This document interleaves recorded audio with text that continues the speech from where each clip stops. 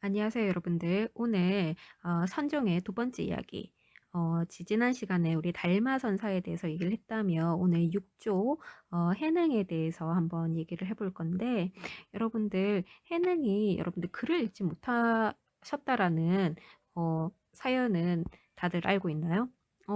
그런 점에서 또 선종을 대표하는 해능의 입장이 교종과 비교되는 그런 지점이 분명히 그런 점이죠.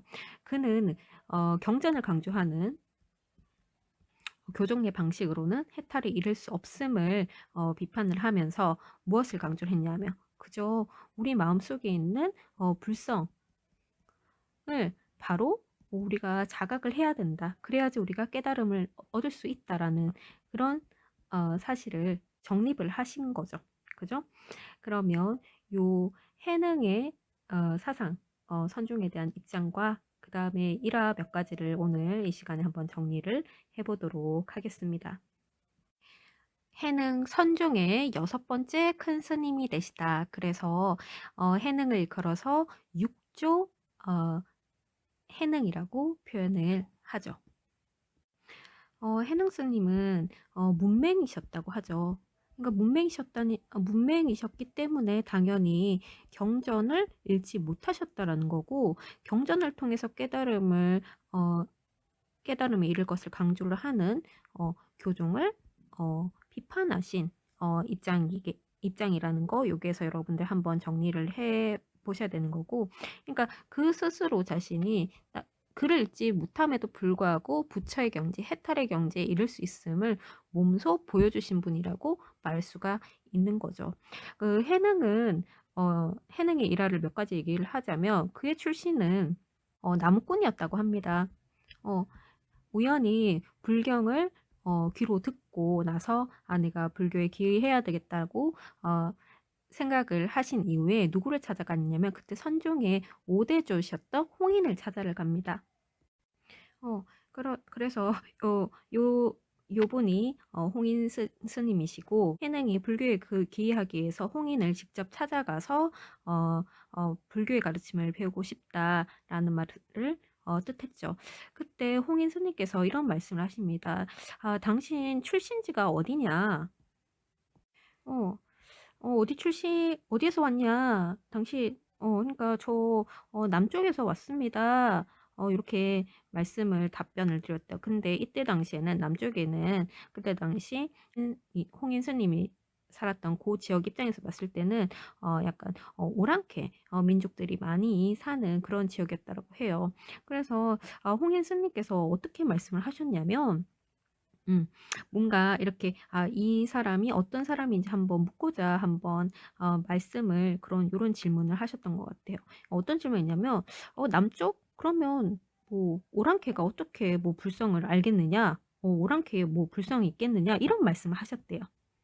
어 오랑캐에게 또 불성이 있다고? 근데 선생님 홍인이 이렇게 그저 선중에 큰 깨우침을 얻으신 분이잖아요. 그러니까 모든 사람에게 불성이 있다라는 것을 모르시진 않았을 텐데 아마 이런 찾아온 그런 해능을 테스트 한번 해보려고 하셨던 건 아닌가 그런 생각이 들어요.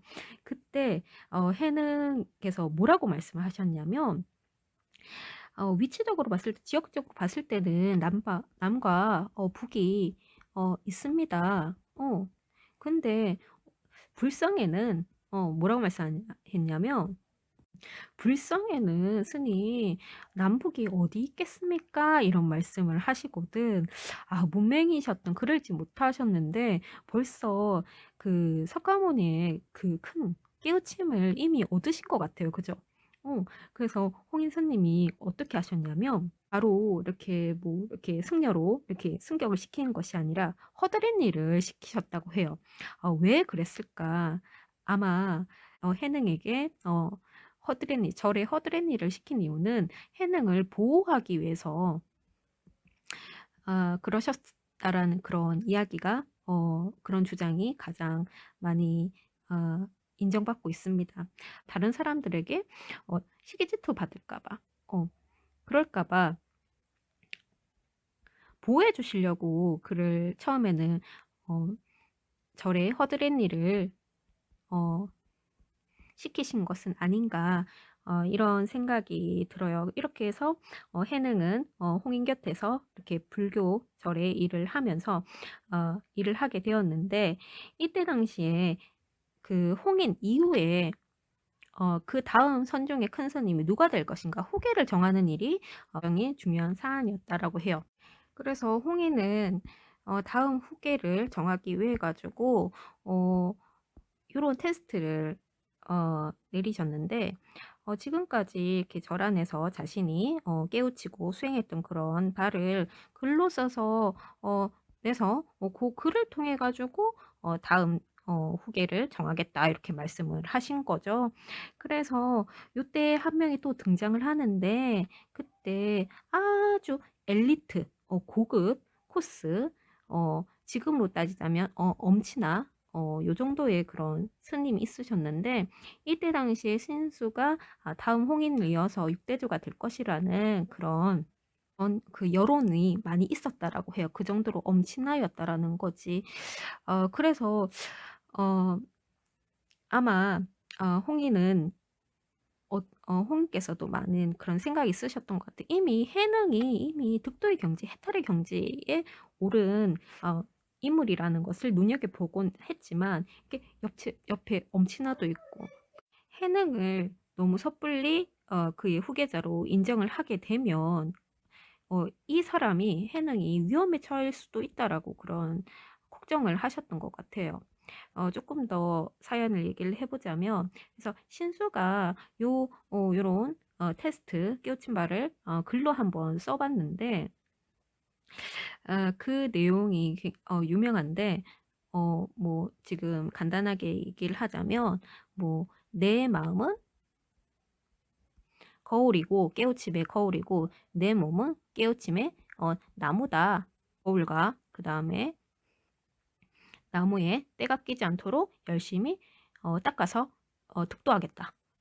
해탈의 경지에 이르겠다. 이런 내용을 써서 홍인에게 보여주는데 홍인이 아직 깨달음의 그런 경지에 이르지 못했다라는 평가를 내리셨다라고 해요.